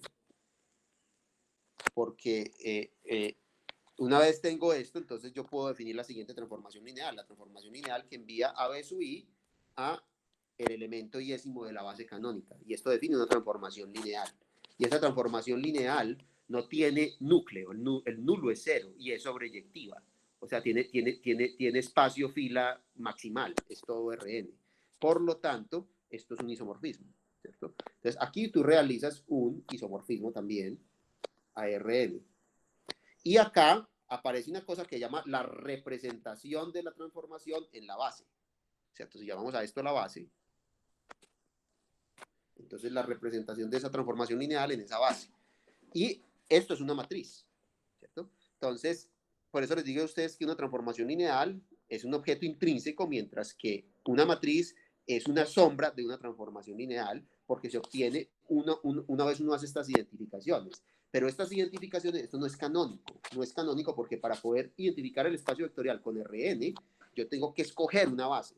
Y las operaciones matemáticas no se tienen que hacer escogencias caprichosas, porque las bases no son únicas, usted puede darme una base y otra persona me da una base distinta, y otra persona, le pido a una persona en todos los países del mundo que me dé una base y todos me pueden dar una base distinta, lo cual significa que no es canónico, que es caprichoso, que hay un capricho ahí, y uno no quiere hacer matemáticas con caprichos. Entonces, esto es lo que uno quiere evitar, hacer matemática con matrices en Rn con bases. Uno quiere hacer toda la matemática que pueda a este nivel, sin necesidad de tener que representar la transformación lineal con una base.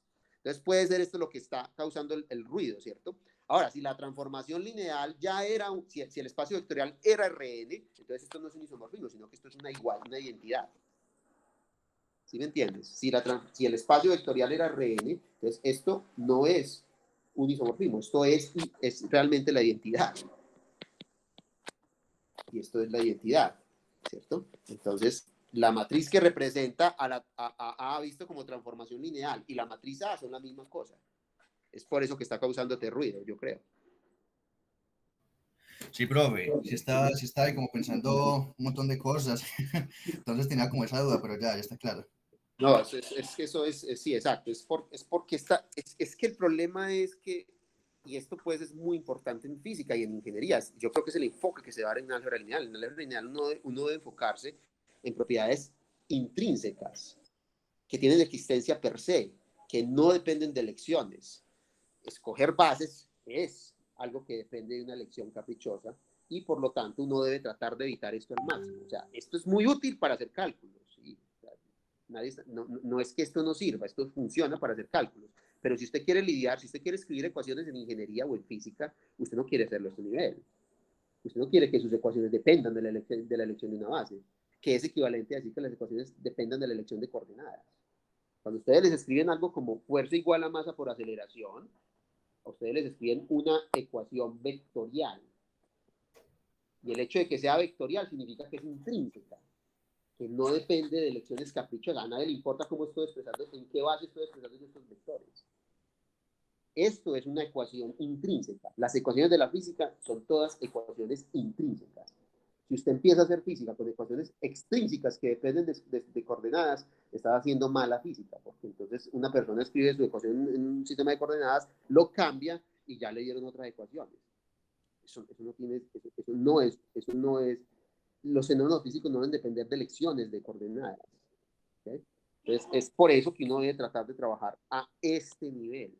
Y es precisamente esa mi crítica al curso de álgebra lineal. El curso de álgebra lineal si trabaja a este nivel, trabaja muy poco. Y si trabaja muy poco, ni siquiera hace el diccionario. Ni siquiera Sí, digamos, diccionario. sí, en ese curso quedaron no, acá. Entonces creen que el álgebra lineal es como escalonar unas matrices. en ese curso no aprende a numerar matrices, básicamente. Eso no tiene nada que ver con álgebra lineal. Eso no, absolutamente nada. Eso es una cosa de máquinas. Le pueden ser a un estudiante de bachillerato que opere con eso. Es un algoritmo. Y los algoritmos, por definición, son cosas sencillas, triviales, pero si usted no tiene el trasfondo, no tiene sentido ni siquiera aprenderlo. Yo no me aprendo ningún algoritmo, yo no entiendo qué es lo que estoy haciendo. Esa es la razón por la que yo nunca entendí química. Porque pues yo ahora la entiendo mejor porque entiendo mecánica cuántica, pero antes eso en el colegio era imposible. Lo enseñaban muy mal, era pedagógicamente inapropiado. Ustedes van a decirle cosas, o sea, por ejemplo, yo recuerdo los balanceos de ecuaciones. Usted balanceaba ecuaciones, entonces le decían, había unas reglas, le daban como una receta. Entonces, y había siempre una excepción a la receta. Entonces uno preguntaba cuál era la excepción de la receta y la respuesta era una cosa críptica. No, es que aquí hay un radical libre, entonces ya la receta no funciona. Como si eso fuera una explicación. ¿Realmente creen que eso no es una explicación? A mí no me... Pues, yo lo que quiero saber no es la receta, yo quiero saber es cómo saben ustedes que la receta funciona. ¿Usted cómo sabe eso? Y eso es lo que los químicos muchas veces no pueden responder. Ellos aprenden las recetas y las recetas pues no, es que es no entender nada, es no entender absolutamente nada. Una receta per se, un algoritmo per se no es significa que usted entiende algo. ¿Okay? En última, Sí. lo que busca es una explicación que le permita entender por qué las recetas funcionan. Las recetas en sí mismas no son muy interesantes. Pues son útiles, pero no son, en mi opinión, no son interesantes, porque ahí no está el veneno de la cosa. ¿Ok? Pues sí, aparte la receta se puede olvidar, eso se olvida muy fácil. Y si Esta uno no no importa, la tiene, receta la hace matemática, la hace un computador, pues es tan sencilla que se programa, pues, precisamente por una receta. Pero el computador no te va a explicar nunca qué significa la receta, porque el computador tiene eso incorporado en un sistema binario, pues, es simplemente una secuencia de códigos. ¿Okay? Ahí no hay entendimiento. claro, y si uno no Pues aprende de dónde entendimiento proviene, como semántico, o sea, es que hay dos tipos de entendimiento. El sintáctico, que es seguir los símbolos, operar con los símbolos y llegar a una respuesta, eso es fácil. Y el semántico, que es el que involucra un entendimiento conceptual, el que usted tiene que entender cuál es la naturaleza formal de los objetos que estás manipulando, es el que es difícil. Ese es el que es difícil. ¿Ok? y es el que nos enseña casi. No, no, sí se enseña, pero hay un curso que es particularmente malo en eso, que es lineal. Y en la Universidad Nacional se ve en Medellín. Porque es que yo he dictado el curso en otras universidades y no se dicta así. Nunca se Pues dicta. yo por ejemplo vi álgebra lineal en la ODA y sí es muy diferente. Sí, Pues el de la UDA es un curso buenísimo, porque es que eso lo hizo Regino y no, es un curso buenísimo, el curso de la UDA. Buenísimo. explican a fondo muchas cosas que uno no Explican sabe, lo pero que es vienen en álgebra el lineal, camino. pues explican álgebra lineal, es que el otro no, realmente, yo no puedo hablar muy duro acá porque estoy en la escuela, entonces muchos colegas se pueden ofender, pero eso no es álgebra lineal, muchachos. O sea, si ustedes creen que les enseñaron álgebra lineal, no les enseñaron nada, créanme. Le enseñaron una sombra de álgebra lineal, pero ahí no va. Ustedes, si quieren entender cosas a profundidad, tienen que estudiar álgebra lineal de verdad, ¿cierto? Y créame, la álgebra lineal de las cosas más sencillas, pues si hay una rama de la matemática sencilla, es el álgebra lineal. Uno se siente absolutamente seguro de que todas las preguntas las puede responder, es el álgebra lineal. Porque es lineal, ¿cierto? Es mucho más difícil. Lo no lineal es mucho más difícil.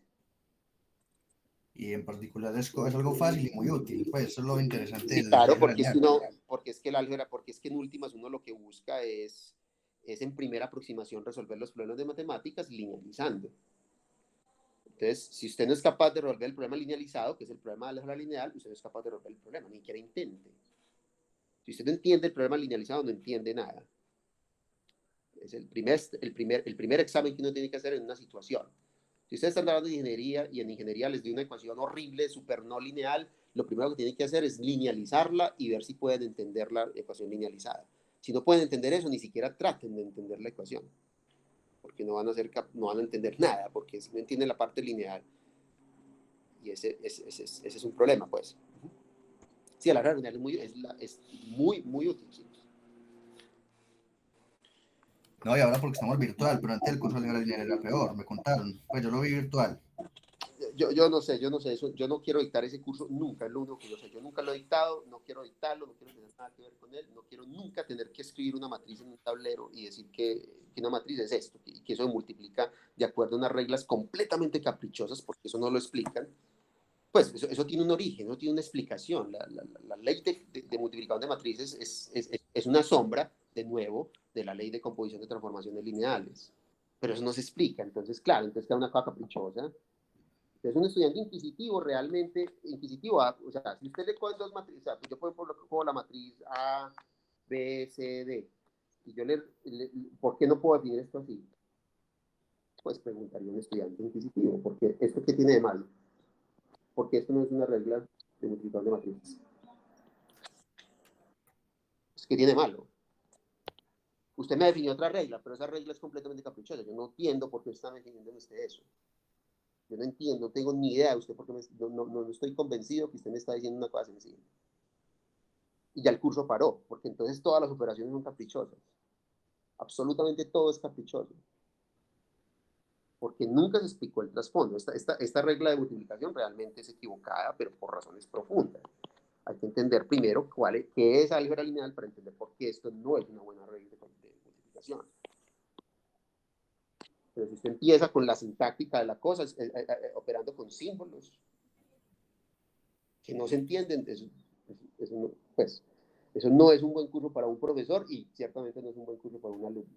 Yo como profesor no quiero dictar una cosa así nunca. Nunca. No me parece que... No entiendo por qué se dicta eso.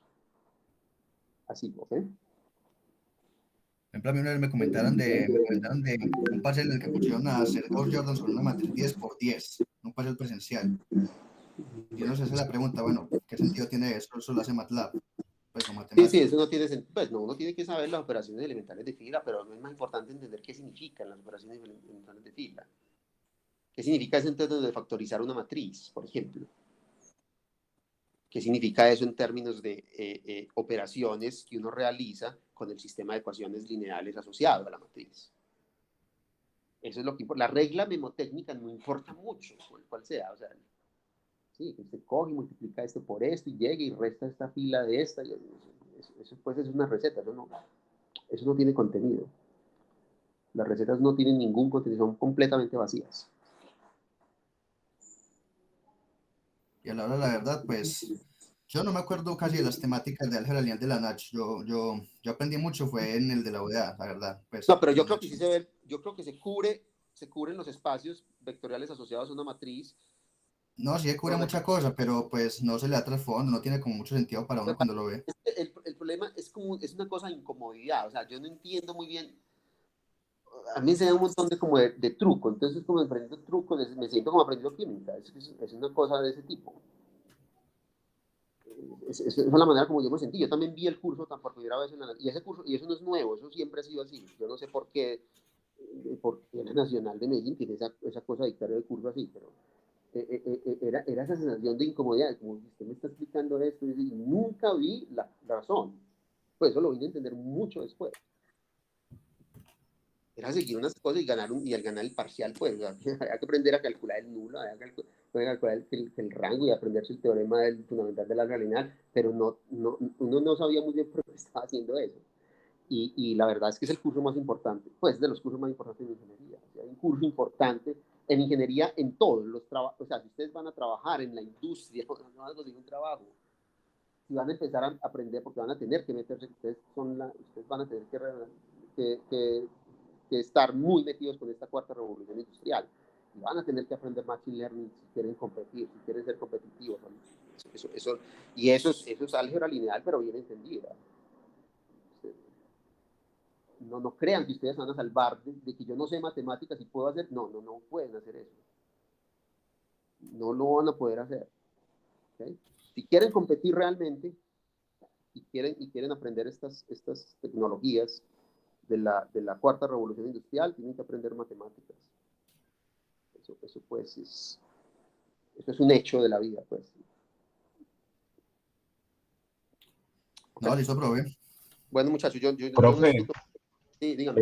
una preguntita aquí. Es que yo estaba una vez viendo como un curso de computación cuántica donde hablaban del espacio de Hilbert y entonces ahí decían que ese espacio era antilineal respecto al primer vector. Sí, pero eso es una lección, Yo escogí antilineal con respecto al segundo vector. Sí, eso es una lección. Yo puedo tomar cualquiera de las dos definiciones, pero me tengo que casar con una de las dos, pues, y ser consistente. Bueno. Sí, pero hay una cosa, pues en computación cuántica, el problema de la computación cuántica es que no es muy ilustrativa porque los espacios vectoriales de la computación cuántica son todos finitos dimensionales. Entonces estás en CN, entonces estás hablando de matrices, en últimas. ¿Sí me entiendes? En cambio, en mecánica cuántica real, pues si usted va a solucionar el problema, no sé, del oscilador armónico o el átomo de hidrógeno, te aparecen espacios vectoriales infinito dimensionales. Espacios de Hilbert tipo L2.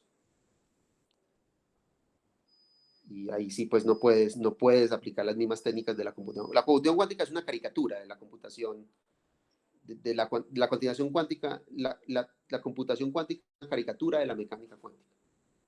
No tomes eso como que la mecánica cuántica es como los modelos de la mecánica cuántica. No, para nada, en absoluto.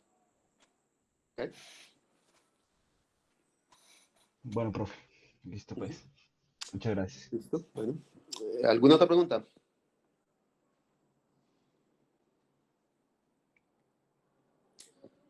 Bueno, muchachos, entonces ya nos vemos la próxima. No, ya no nos vemos la próxima semana. Entonces no vamos a dar clase el lunes, ¿cierto? Porque el lunes es festivo. ¿Okay?